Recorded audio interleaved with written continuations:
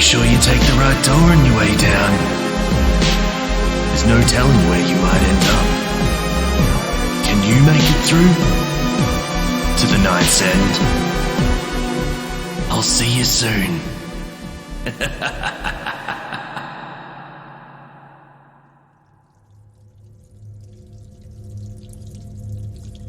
Welcome, friends.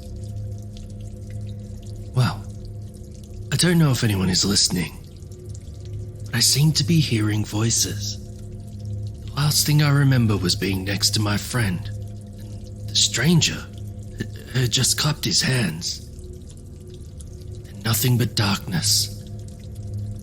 For what has felt like eons, I have been here in the dark, and voices have started to emerge. Or have they? Either way, it is the Halloween season. This I do know. I feel it inside me. Whether anyone is there or not, I will give you some tales in this most auspicious season. For without stories, what really are we? Enjoy. Friendsgiving, written by Seth Augenstein, narrated by Joshua Boucher.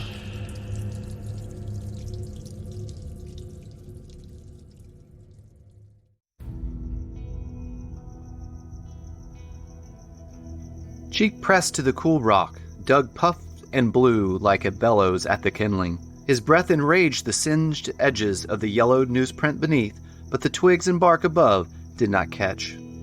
"Damn wet wood," he grumbled, rising to a knee and then his feet, brushing off his thick flannel sleeves and work pants.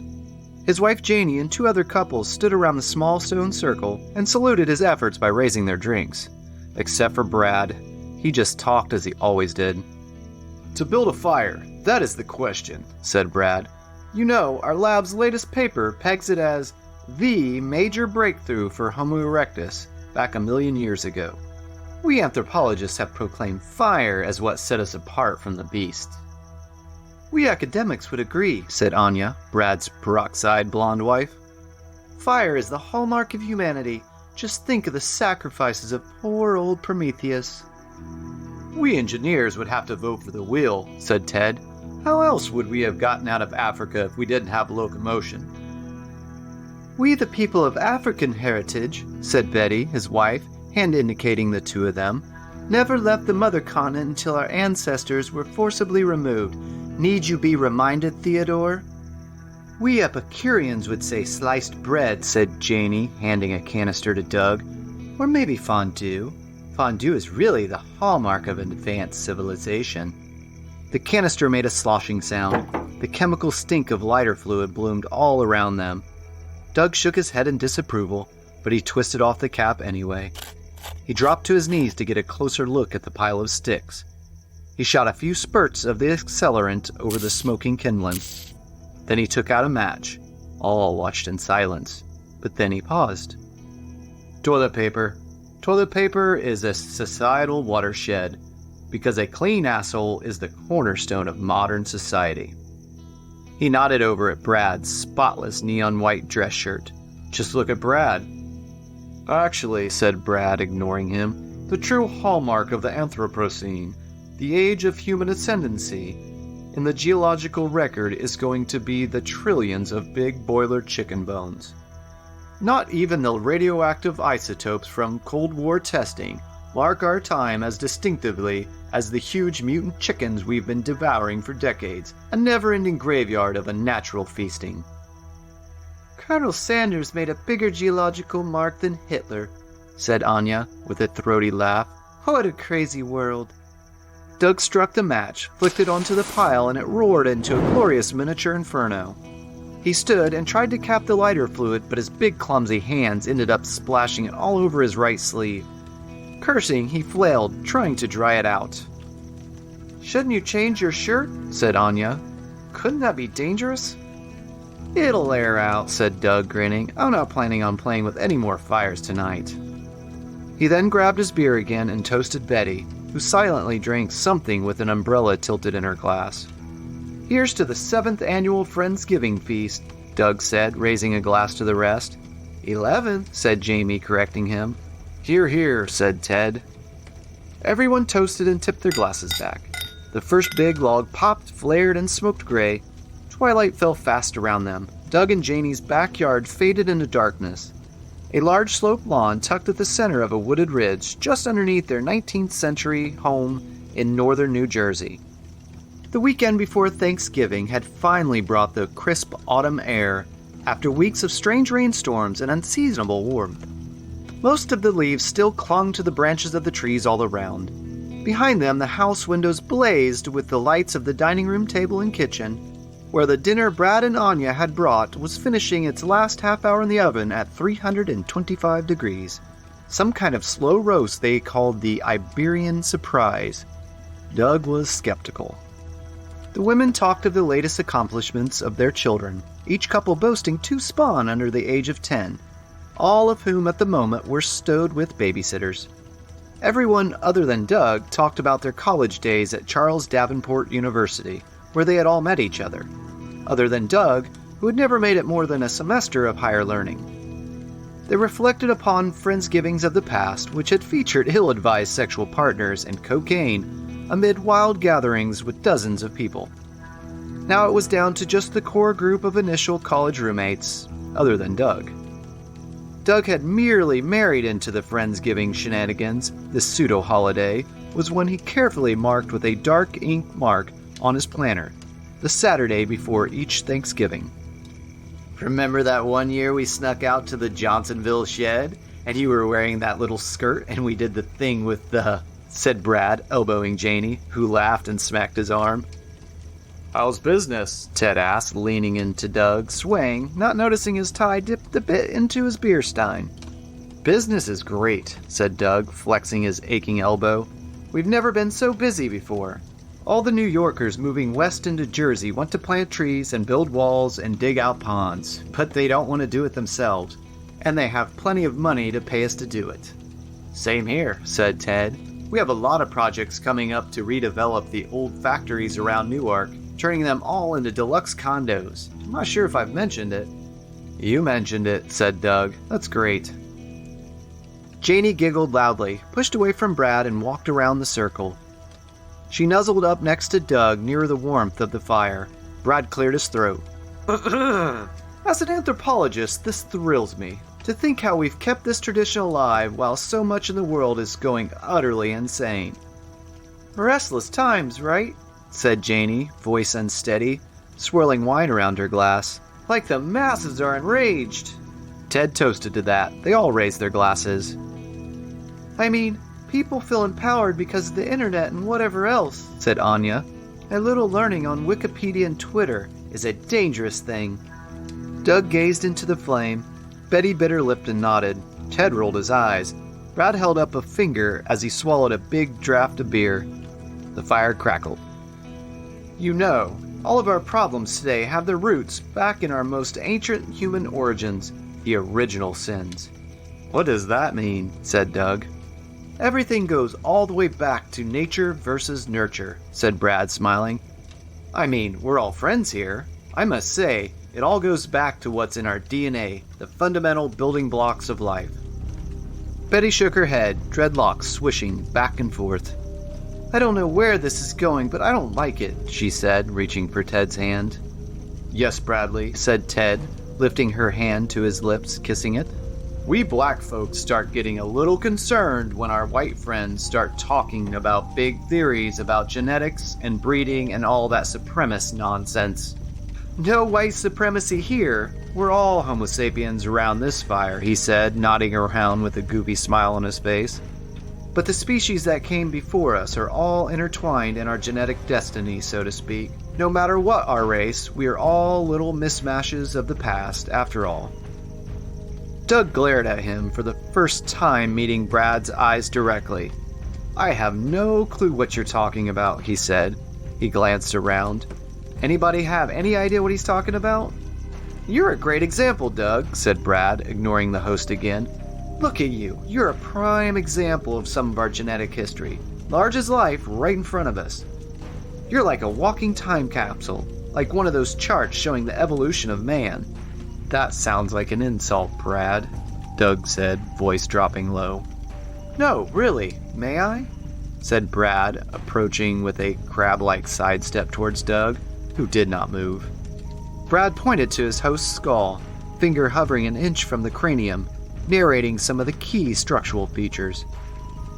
See here, the wide and protruding brow ridge, he said, and here, the wide nose, the thick neck, the, dare I say, soulful eyes. Then he placed a hand on each of Doug's deltoid muscles. And see here, strong and stocky, powerful. Your family comes from the Iberian Peninsula, central Spain, right? All of it adds up to one thing. Brad clapped him on the back. Neanderthal, said Brad. Doug, you carry within your genome distinct lineage from our dear extinct cousins. Janie laughed. My big, strong caveman, she said, draping her arms around her husband, voice growing husky. I knew there was a reason for certain things. She pressed her body up against him and put her soft lips to his. Get a room, guys, said Ted. But Bradley, remind me, since ancient human history isn't my thing. If the Neanderthals were wiped out, how can we have this fine specimen standing right here before us now in the 21st century? Brad drained the last of his beer and tossed the bottle into the fire, where it shattered into 100 shards, sizzling the fire. Interbreeding. The Neanderthals are very close Homo cousins. For thousands of years, there was genetic crossover between Homo sapiens and Homo neanderthalensis, producing unique genetic admixtures. It seems as if there was actually a peaceful coexistence. For some time. Anya handed Brad another beer, which he cracked and tipped back.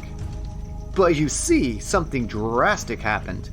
Sometime around 40,000 years ago, the Neanderthal were wiped clean from this earth in a mere generation, 2 at the most.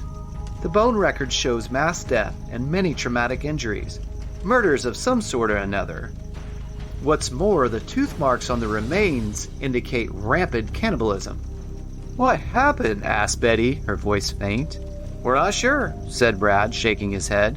But based on some new findings from central Spain, the Neanderthals' last stronghold, our lab has a new theory. Brad took a dramatic sip of his beer, glancing at the bottle, smacking his lips. We believe Homo sapiens systematically hunted down and ate all the Neanderthals they could find. Might have been the biggest genocide in human history. And it seems even the mixed-race hominoids were not safe. Our latest finds are gnawed, scorched bones piled deep in mass graves. The teeth marks are all human. The fires were for milk preparation. And we see that they vanished so fast it's the only logical solution. He paused. It seems like it wasn't war or anything with pitched sides, he added. Considering the speed with which the Neanderthals vanished from the fossil record, it was likely the Homo sapiens suddenly went into a frenzy and there was no escape. My God, that's awful, said Betty. It would have been a continent-wide massacre unheard of until World War II, said Anya, sing-songy, holding on to her husband's elbow. Every time Brad brings back some of the new data, we have to reread it a few times just to wrap our minds around how huge it was. For some reason, Doug's neck flushed with sweat. Janie nuzzled him. My tasty caveman morsel, she said, laughing, her pearly whites brushing across his skin there, making him flinch. I always knew there was something delicious about you. What a pleasant tale, Bradley, said Ted, looking up at the gloaming in the sky. A bedtime story for modern humanity. It does have a happy ending, said Brad. Our lab got a new DNA sequencer since the university is over the moon with all of our findings. They also funded new digs into our little Spanish cave of the ancients. Because of that, the latest news is that we have the best approximations of full genomes from our ancient ancestors. And other things besides. Other things? Asked Jamie, releasing Doug and drifting around the fire circle towards Brad, who put an arm around her. Extinct animals. Pets they had. Prey they ate. He smiled broadly, face beaming, clearing his throat. And it just so happens we have one of them in the oven tonight. he said, checking his watch. "In another hour, we're going to have a meal of roast woolly mammoth."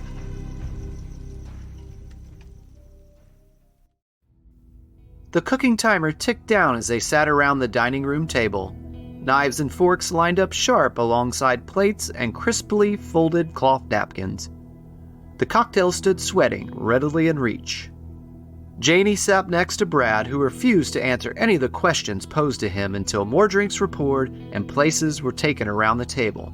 Doug sat at the head of the table, slowly nursing his beer. Finally, Brad spoke. Amid their questions and occasional gasps, he had a simple tale to tell.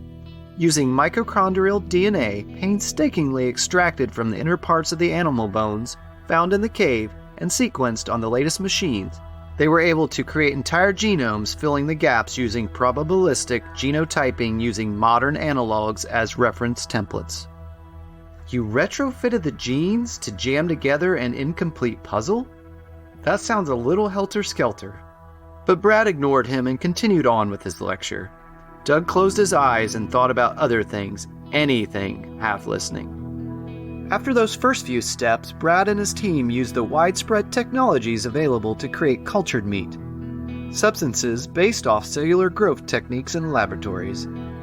Thus, the new tissues perfectly mimicked exactly the long-disappeared flesh that had once hung on those ancient bones. "So," said Brad, "what we have done is to create the same menu of our prehistoric forebears." "Woolly mammoth?" said Ted. "We're going to eat lab-grown woolly mammoth?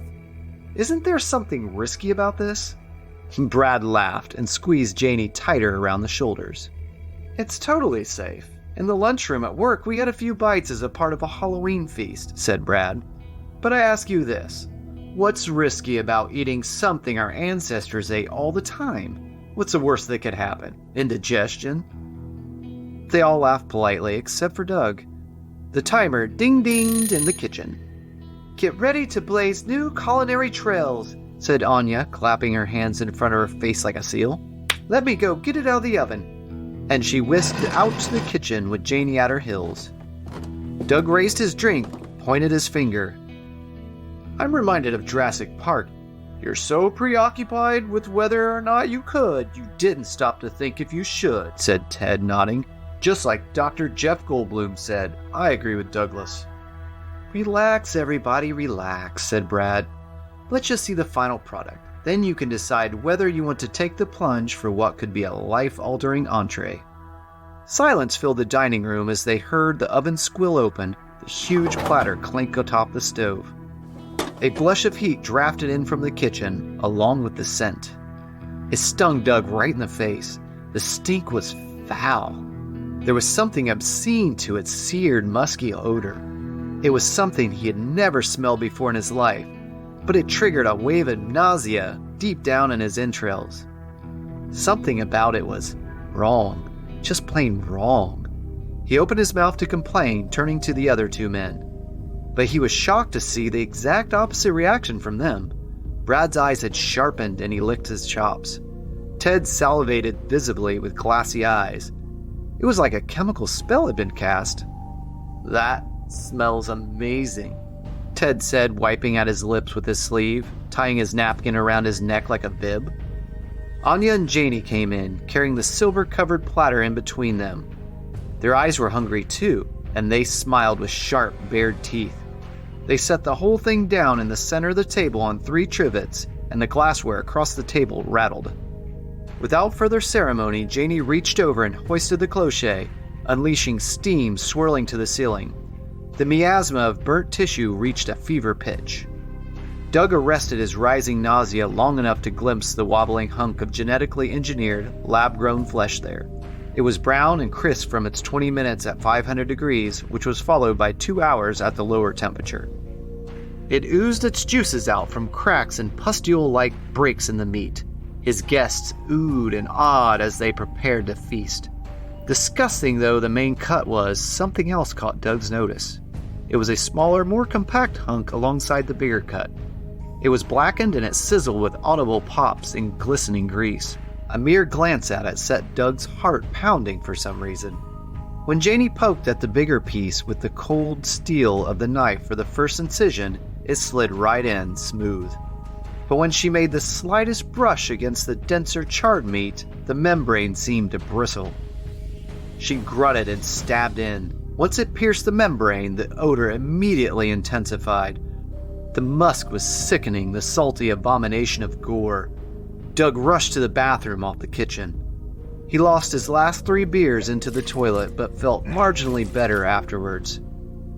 He flushed, rinsed his face and mouth with water, and returned to his place at the table, where someone had left him a cut of the bigger, browner meat, and a small sliver of the blackened hunk. The nausea loomed, but he was in more control now that his stomach was empty. Everyone around the table was immersed in their meal. They ate ravenously. They did not speak. They merely sliced, sawed, chewed, swallowed, repeat. Grunts and the clinking of silverware were the only sounds since the meat had ceased sizzling. Brad masticated mightily on a huge morsel in his cheek. Grease streaks ran down both sides of Janie's mouth. Even Gentile Ted had completely splattered his bright sweater, despite the bib which he had torn in the fury of his barehanded feeding. Brad glanced quickly and stared at Doug dead in the eyes without blinking. "Darling," said Doug softly to Janie, leaning over to place a hand on her forearm. "I think I have some kind of stomach thing. How's the food?" She ignored him, but Brad pointed a sharp fork at his host.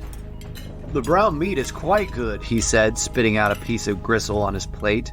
"But the black cut is something else entirely. Truly magical."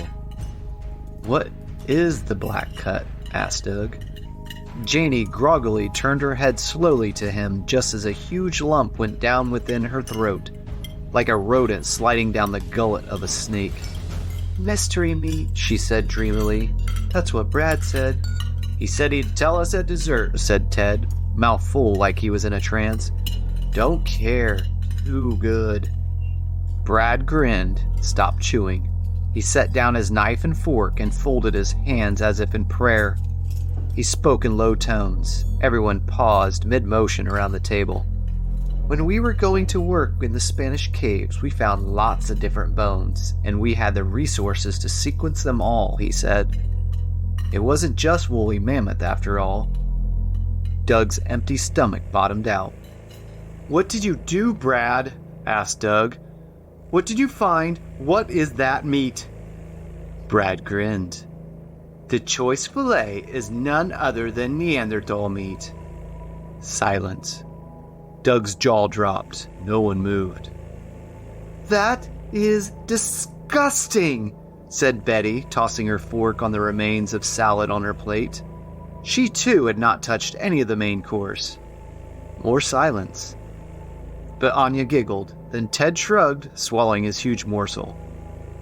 "I don't care what it is, it's the best meal I've ever had," he said, sipping his drink. "I can't believe how fucked up this is! I can't believe it!" said Doug, voice rising. "What would possess you to trick your friends into eating human meat? Fucking cannibalism?" "Oh, honey, it's really, really good. You should try it," said Janie, leaning over him sleepily, putting her head down on his arm. "It must have some kind of tryptophan or something in it. It's like a drug or something. It makes me feel real good." Brad rubbed his stomach, then loosened his belt. He stared down at Doug again. "It really is a hearty meal, Janie," he said. "To answer your question, dear Doug, it's not cannibalism at all. Different species entirely. I was interested in seeing if this meat would explain all the prehistoric killing. I mean, if Neanderthal meat turned out to be incredibly delicious, it might explain a key chapter in human history." "You're a fucking maniac, Brad," said Doug. "And the rest of you, I can't believe you're okay with this." "The taste is really amazing," said Anya, nibbling a burnt end. "It tastes like something so familiar.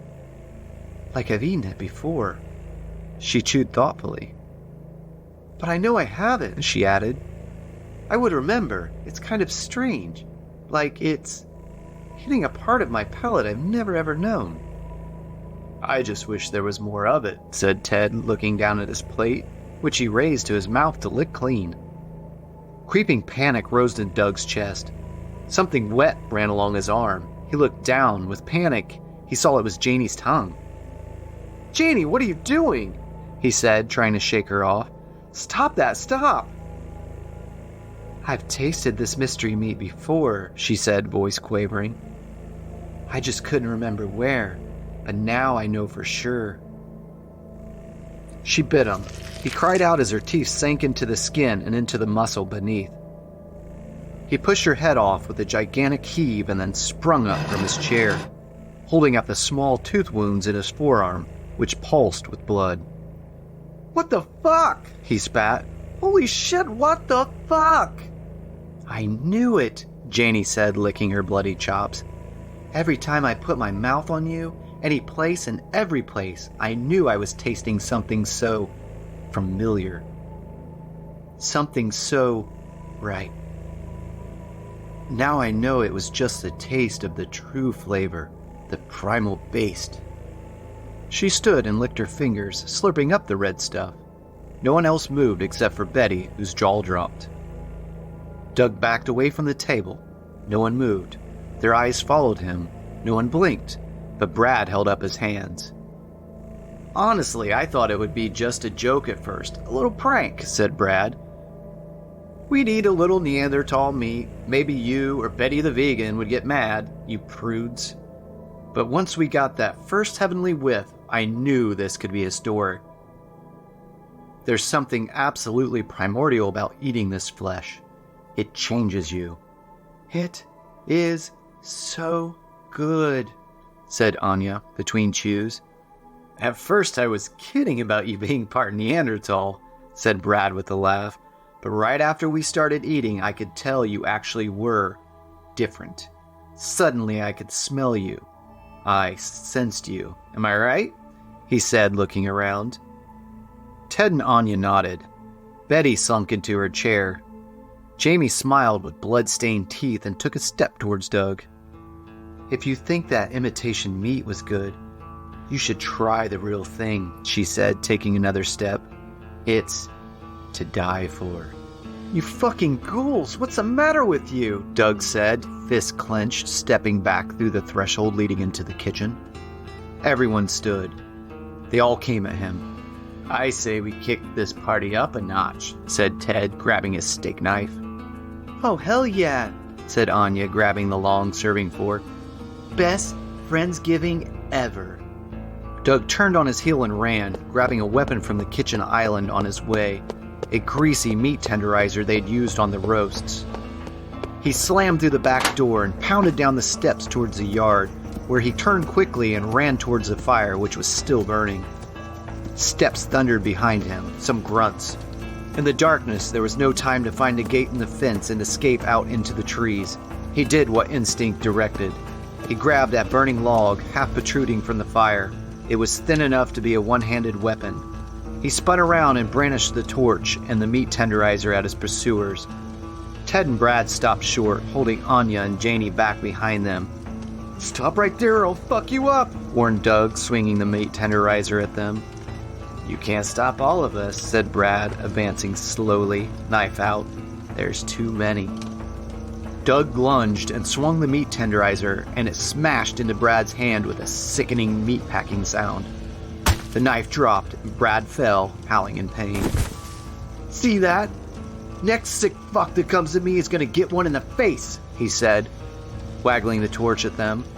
The group hovered, hesitating, as Doug backed away to the opposite side of the fire from them. A figure emerged from his left, and he thrust his torch in that direction. But it was just Betty.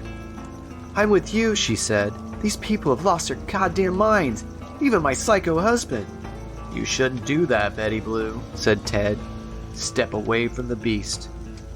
"Who are you calling a beast, you maniac?" said Betty. Doug passed her the meat tenderizer, nodding. "Just realized they may come after you, too," he said. "They've gone totally insane."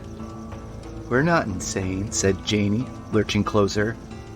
"We just finally realized what's been hiding right under our noses for so long."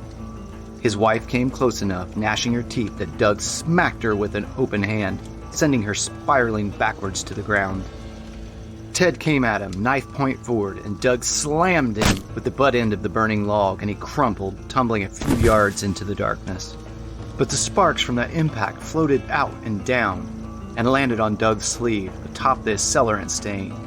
In momentary disbelief, giving way to horror, Doug watched as the spark grew and expanded on the fluid's faint fumes, and then burst aflame.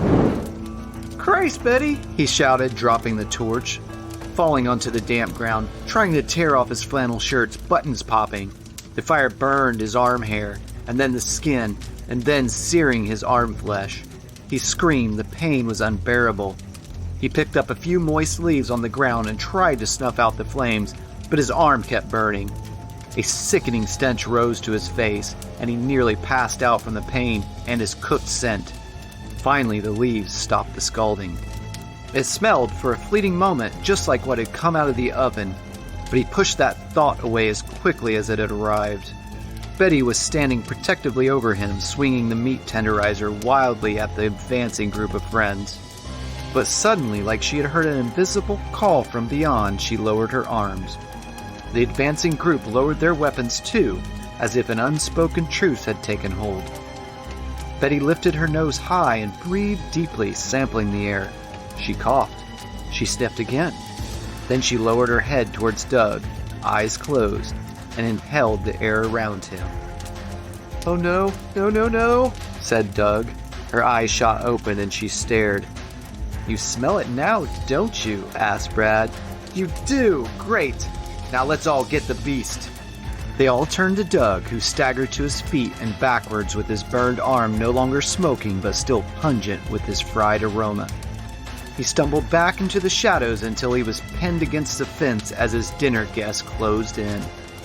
"Let's all give thanks for this meal we are about to receive," said Brad with a grin, eyes twinkling. "I want the loins," said Janie. "After all, our will said I get everything in the event of his death." They all laughed and went in for the kill, knives and the meat tenderizer and fire and teeth.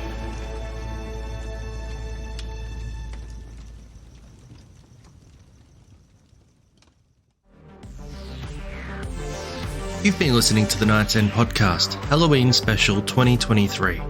Production by Dissonance Media. Friendsgiving was written by Seth Augenstein. Seth Augenstein is a writer of fiction and non-fiction. His debut novel, Project 137, was called An Involving, Tense and Visceral Near-Future Thriller by Kirkus, and it won a Reader's Favourite Award. His second novel, Lama with a Gun, was called an exhaustively researched, bloody and compelling work of historical fiction by Kirkus. His short stories have appeared in more than a dozen magazines and fiction podcasts, including Writer's Digest, The Grey Rooms podcast, The Molotov Cocktail, and others. He spent a decade writing for New Jersey newspapers, most recently the Star Ledger. He was also the editor of Forensic Magazine, a tour guide at the James Joyce Centre, and a student in Saul Bellow's final class.